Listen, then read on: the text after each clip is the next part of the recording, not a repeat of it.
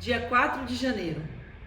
Sejam muito bem-vindos ao plano de leitura anual da Bíblia com Lana e Rosane.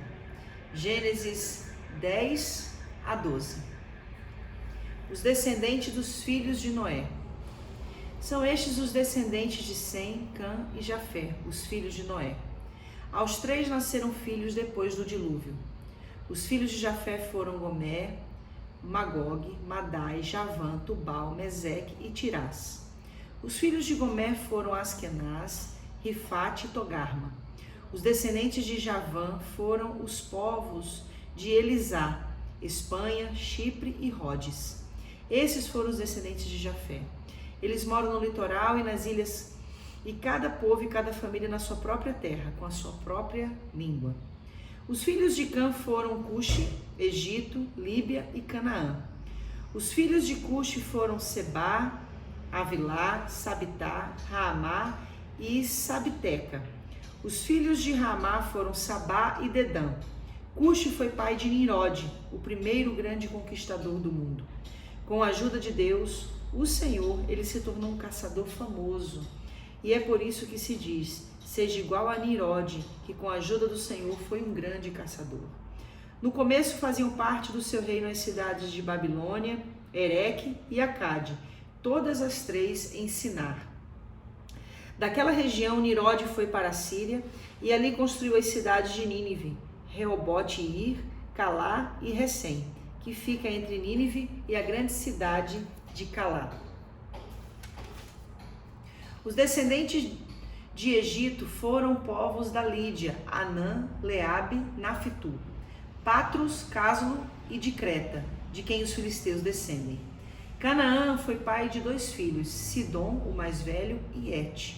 De Canaã também descendem os jebuseus, os amorreus, os jaceus, os heveus, os arquitas, os sineus, os arvaditas, os zemareus e os amateus. O território dos cananeus se estende para o sul desde Sidom até Gerá, perto de Gaza, e para o leste foi de Sodoma, Gomorra, Adimá e Zebuim, perto de Laza. Esses foram os descendentes de Cã, cada povo e cada família na sua própria terra com a sua própria língua. Sem, o irmão mais velho de Jafé, foi o pai de todos os hebreus. Os filhos de Sem foram Elão, Assu, Arpaxade, Lude e Arã. Os filhos de Arã foram Uz, Ul, Jéter e Mas. Arpaxade foi o pai de Selá, e Selá foi o pai de Eber. Eber foi pai de 2 filhos, um se chamava Peleg, porque no seu tempo os povos do mundo foram divididos. O seu irmão se chamava Joquitã. Joquitã foi pai de Almodá, Selefe, Azar, Mavé, Gera, Adonirão, Uzal, Dicla, Obal, Abimael, Sabá, Ofi, Avilá e Jobabe. Todos eles foram filhos de Joquitã. Eles viveram nas terras que vão desde a região de Mesá até Cefá, na região montanhosa do leste. Estes foram os descendentes de Sem, cada povo e cada família na sua própria terra, com a sua própria língua. São essas as famílias dos filhos de Noé, nação por nação, de acordo com as várias linhas de descendentes. Depois do dilúvio, todas as nações da terra descenderam de Noé. Capítulo 11. A Torre de Babel. Naquele tempo, todos os povos falavam uma língua só. Todos usavam as mesmas palavras. Alguns partiram do Oriente e chegaram à planície de Sinar, onde ficaram morando. Um dia disseram uns aos outros: vamos, pessoal, vamos fazer tijolos queimados. Assim, eles tinham tijolos para construir em vez de pedras, e usavam piche em vez de massa de pedreiro. Aí disseram: agora vamos construir uma cidade que tenha uma torre que chegue até o céu. Assim ficaremos famosos e não seremos espalhados pelo mundo inteiro. Então o Senhor desceu para ver a cidade e a torre que aquela gente estava construindo. O Senhor disse assim: essa gente é um povo só, e todos falam uma só língua. Isso que eles estão fazendo é apenas o começo. Logo serão capazes de fazer o que quiserem. Vamos descer e atrapalhar a língua que eles falam, a fim de que um não entenda o que o outro está dizendo. Assim o Senhor os espalhou pelo mundo inteiro, e eles pararam de construir a cidade. A cidade recebeu o nome de Babel, pois ali o Senhor atrapalhou a língua falada por todos os moradores da terra, e dali os espalhou pelo mundo inteiro. Os descendentes de Sem. São estes os descendentes de Sem. 2 anos depois do dilúvio, quando Sem tinha 100 anos, nasceu seu filho Arpaxade. Depois disso, Sem viveu mais 500 anos e foi pai de outros filhos e filhas. Quando tinha 35 anos, Arpaxade foi o pai de um filho chamado Selá. Depois disso, Arpaxade viveu mais 403 anos e foi pai de outros filhos e filhas. Quando Selá tinha 30 anos, nasceu o seu filho Eber. Depois disso, Selá viveu mais 403 anos e foi pai de outros filhos e filhas.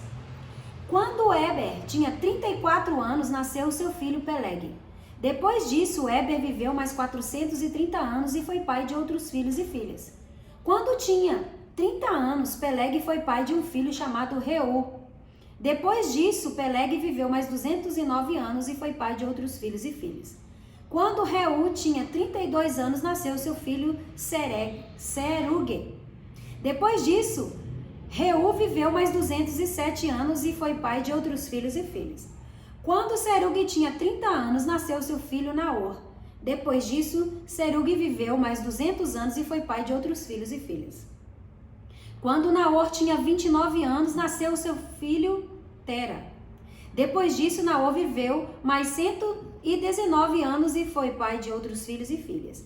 Depois que completou 70 anos de idade, Tera foi pai de 3 filhos: Abrão, Naor e Harã.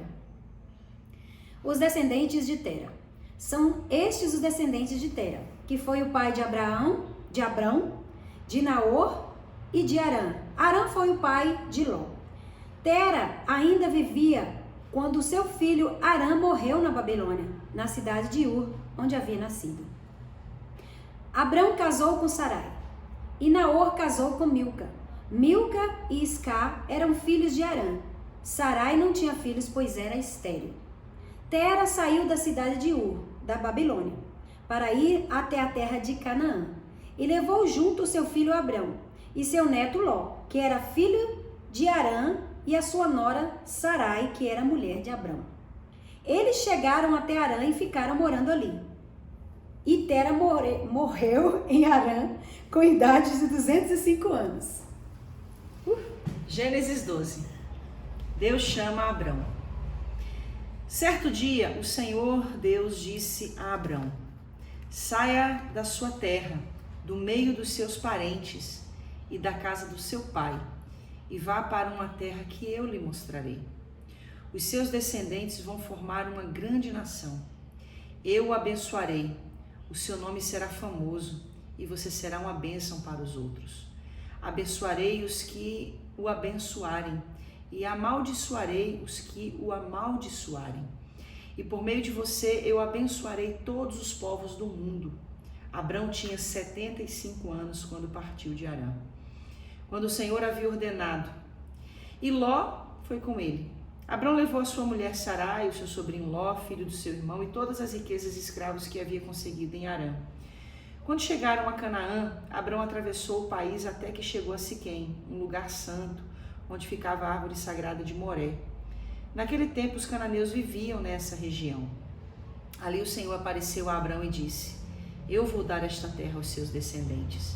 Naquele lugar, Abrão construiu um altar a Deus, o Senhor, pois ali o Senhor havia aparecido a ele. Depois disso, Abrão foi para a região montanhosa que fica a leste da cidade de Betel, e ali armou o seu acampamento. Betel ficava a oeste do acampamento, e a cidade de Ai ficava a leste. Também nesse lugar, Abrão construiu um altar e adorou o Senhor. Dali ele foi andando de um lugar para o outro, sempre na direção sul da terra de Canaã. Abrão no Egito. Naquele tempo houve em Canaã uma fome tão grande que Abrão foi morar por algum tempo no Egito. Quando ia chegando ao Egito, Abrão disse a Sarai, sua mulher: escute, você é uma mulher muito bonita. E quando os egípcios a virem, vão dizer: essa aí é a mulher dele. Por isso me matarão e deixarão que você viva. Diga então que você é minha irmã. Assim, por sua causa, eles me deixarão viver e me tratarão bem. Quando Abrão chegou ao Egito, os egípcios viram que Sarai, a sua mulher, era de fato muito bonita. Alguns altos funcionários do rei do Egito também a viram e contaram a ele como era linda aquela mulher. Por isso ela foi levada para o palácio do rei. Por causa dela, o rei tratou bem Abrão. Ele deu ovelhas, bois, jumentos, escravos, escravas, jumentos e camelos. Mas por causa de Sarai, o Senhor castigou o rei e a sua família com doenças horríveis. Por isso o rei mandou chamar Abrão e perguntou: por que você me fez uma coisa dessas? Por que não me disse que ela é a sua mulher? Você disse que ela era sua irmã e por isso eu casei com ela. Portanto, aqui está a sua mulher. Saia daqui com ela. Então o rei deu ordem. E os seus guardas levaram Abrão para fora do Egito, junto com a sua mulher e com todas as coisas que eram dele. Uau. Hoje, Esses capítulos são demais, né? demais. O que nós podemos falar hoje, compartilhar com todos que estão nos acompanhando nessa leitura nova da Bíblia? Então, eu acho que se a gente for falar tudo que eu queria falar e saber nesses 3 capítulos, que é do 10 ao 12, né? Isso. Eu acho que nós ficaremos aqui num vídeo muito comprido. Mas, Sim. primeira coisa que eu senti, Aham. que foi no 10, quando a palavra diz que o Senhor desce, né, à terra. Eu não sei se eu posso dizer isso, mas eu vou dizer que eu senti um ciúminho santo, assim, tipo assim, Aham. de Deus descer no meio deles, como Deus descia. Sim. De Deus simplesmente se deslocar do trono e vir ver o que eles estavam fazendo. Você consegue vir para essa situação que eu tô falando? Consigo. E Deus descer e ver a galera lá, né, queimando tijolos, construindo a cidade. O que eu queria que você falasse para mim, eu acho que, não sei, talvez vai ter muita gente que pensa como eu. O porquê, assim, a gente tem os estudos que falam, né, muito, como é que fala? Muito claramente em pensamentos de teólogos, né, de acordo com a teologia. Teologia é um leque de coisas, né? Mas um pensamento bem simples, bem popular, assim, talvez muita gente não fala, que eu queria saber, se você pudesse me falar. Eu acho que você pode. Por que Deus veio e por que Deus teve esse, de acordo com o que você sente? Eu tenho meu pensamento. Por que Deus bagunçou ali a língua da galera toda? Olha, eu fico bem curiosa com as perguntas que ela vai fazer. A gente não programa isso, tá, gente? É bem espontâneo. Isso que é Não, legal. a gente tá rindo mesmo, né, Bíblia? Existem 2 linhas teológicas sobre o conceito da criação. Uma diz que Deus nos criou e nos lançou à sorte, ou seja, ele criou o mundo E deixou você e deixou a gente vivendo, como se ele não se virar. interagisse com a criação. E a outra linha teológica, ela diz que Deus criou-nos, mas que Deus está presente nos fatos, nos acontecimentos.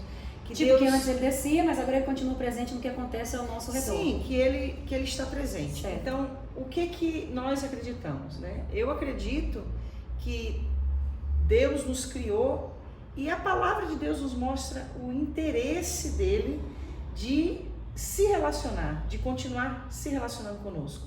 Mesmo que Adão tenha perdido aquele nível de relacionamento que foi proposto no Éden, que era de Deus na viração do dia, descer para vir falar com Adão. Sim. Ainda que isso não existisse mais por causa da queda, Deus continua interagindo com a humanidade. Interagindo como?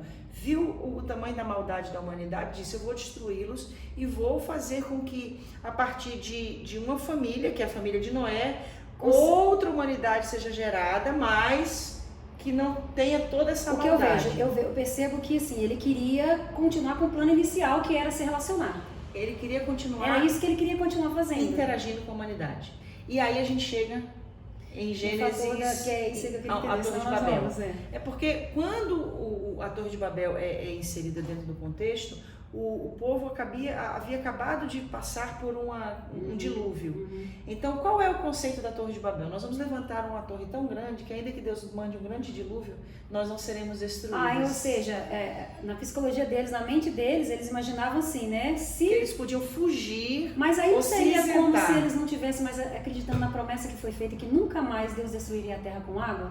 É como se lá dentro eles tinham aquele medo e não tinham a fé perfeita de que Deus tinha falado e que ele ia cumprir. Lá dentro deles. Essa é uma visão otimista. É? A visão pessimista é de que eles estavam se colocando de uma forma que, ainda que Deus quisesse julgá-los, eles estariam acima de forma a não serem alcançados por esse juízo, tá? Mas aí lá dentro dele, será que eles estavam pensando isso? Sim. Inconsciente, porque ele tinha... Imagina, passar por um dilúvio, ver a geração vindo com aquela história toda e de repente, poxa, né, vamos construir uma torre que se Deus mudar de ideia e tirar a promessa do arco-íris lá... Essa é a nossa liberdade poética, liberdade né? poética sem exegese. E para finalizar, dentro do contexto que a gente lê hoje, Gênesis 12 nos mostra o cumprimento, Deus começando a desenhar o cumprimento de Gênesis 3:15. Deus chama Abrão e ali o Senhor começa então a desenvolver uma linhagem para estabelecer um povo que seria o agente missionário de Deus no mundo, através de quem viria a linhagem do Messias e do Salvador. Então que você nunca se esqueça que Deus está agindo nos pequenos detalhes da sua vida. Ele não te criou e te deixou aquém. Não, Ele te criou e está agindo em cada detalhe da sua vida. E Ele quer se relacionar com você, viu?